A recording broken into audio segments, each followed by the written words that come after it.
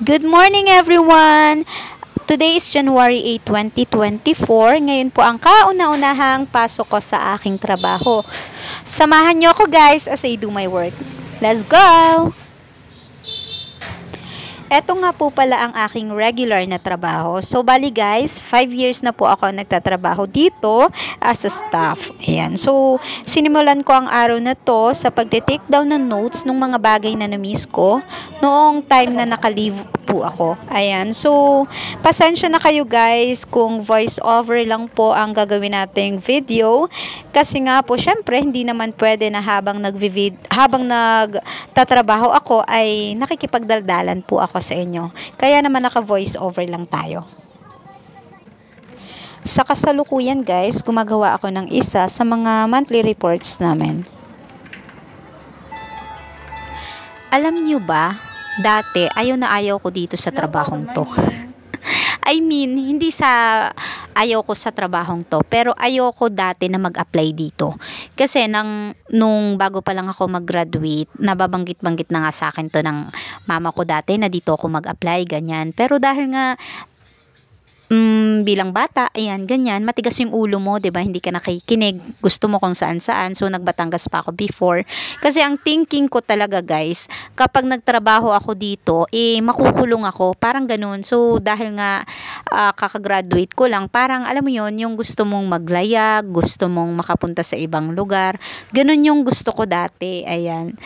Kaya naman nung nabanggit sa akin na dito naman ay pwede kang ma-assign kung saan-saan, kung saan mo gusto. Kaya ko siya gino talaga. Ayan. Pero ngayon dito sa amin, kasi na-assign na ako ngayon kung saan malapit yung aming lugar, dito na ako nag-stay or ilang taon na ako dito. Ayun, so far so good. Maayos naman yung trabaho ko and sabi ko nga sa inyo, umabot na ako dito ng 5 years and counting. Ayan. Alam nyo guys, ang dami kong natutunan sa trabahong to. Ang laki ng in-improve ko talaga. Yung aking personality at saka yung utak ko talagang napapagana dito, alam nyo ba?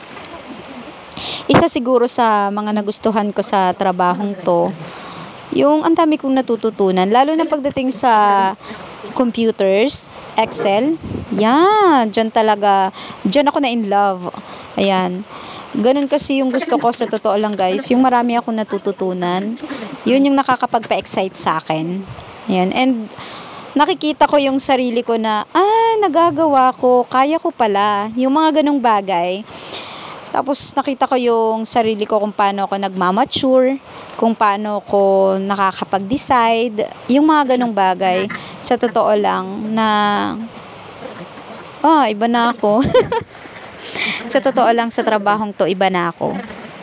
Iba kasi yung nasa bahay ka, iba yung nasa rabitan ka, iba yung nasa trabaho ka. Sa totoo lang, gusto ko silang hiwa-hiwalay. Hiwalay yung pagiging as being professional, bilang isang rabitera, balahura, at isang bilang anak lang. Ang sarap lang sa pakiramdam na may ganun tayong iba't ibang traits, iba't ibang pagkatao. Ayun. So, dito sa trabahong to, sa tingin ko naman, nagagawa ko yung makakaya ko. Ayun. Lunchtime. After lunch, syempre, balik na sa trabaho. At eto na nga. Ayan. So, kausap ko dyan yung aking kasamang staff. Hindi ko na sana isasama ang video na ito na kasama siya. Pero ang cute niya kasi. So, tinanong niyo naman ang batang yan. O, diba? Loko. Siya ngayon yung kasama kong staff. Yan, na-appreciate ko yung may kasamang staff. Ang saya. Kasi hindi siya boring. Kasi syempre, actually guys, mas sanay ako na mag-isa. Pero, nung nagkakaroon ako ng mga kasama, yan, na-appreciate ko na, maganda pala yung may kasama, nakakatuwa. Nakakaaliw din ba siya? Kasi, sa totoo lang ako, kausap ko na yung mga printer, yung computer, yung aklat, Ayan, sila na yung mga kausap ko, guys. Charing. Ayun. Pero totoo, yung nagugulat na lang sila sa nagsasalita na ako mag-isa. So, kayo, kung pipili kayo ng trabaho, piliin nyo yung talagang gusto nyo. Kasi, hindi kayo magtatagal kung hindi nyo gusto yung ginagawa nyo. So, ganun kasi ako. Sa tingin ko, hindi naman ako magtatagal dito kung hindi ko naman mahal tong trabaho ko. At saka, syempre, bukod doon, check mo din yung ikaw, kung merong matutulong sa yung trabaho mo. Ganun. Ganun lang yun. Give and take nga, di ba? So, yun. Chika-chika.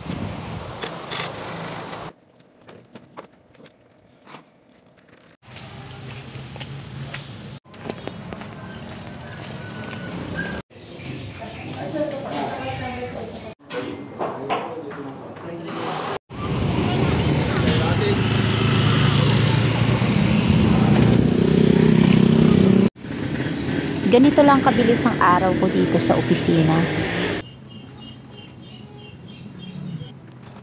Maya-maya lang ng konti, gabi na.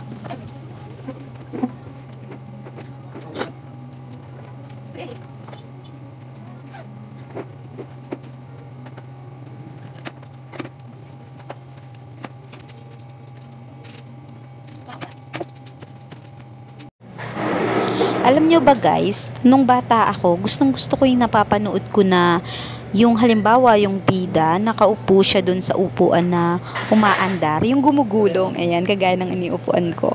Tapos, pumiperma siya. So, natutuwa ako ng ganun, parang feeling ko dati nung bata ako, parang napaka-importanteng tao nun. Ayun, tapos naging trabaho ko na may mga pinepermahan din kahit papano. Nakakapagod pala, lalo na yung ang dami mong pinepermahan. Kalarky.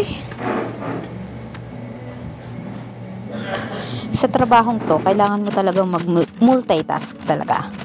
And syempre, kailangan alam mo yung ginagawa mo. Pero sabi ko nga sa inyo, matagal na ako dito, kaya caring-caring na yan. Ayan, pero sa lahat, ang kinatatamaran ko, ito. Ang pagpapalit nito. Pagre-refill nitong ink kasi ang dugyot. Ayan. So, ito yung ayoko.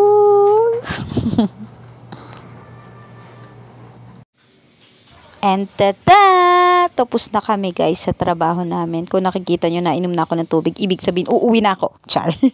Ngayon ay 7:26 na ng gabi. Pauwi na kami. Ayan, mag-aantay na lang po ako ng sundo ko and kukuha na kami. Yun. So, yun. Natapos ang araw na to. Salamat guys sa pagsama nyo sa akin, sa aking trabaho. Thank you for watching. Bye-bye po. Please do like and subscribe po sa mga hindi pa nakaka-subscribe. Parang awan nyo na oh. Char. Thank you guys. Bye-bye.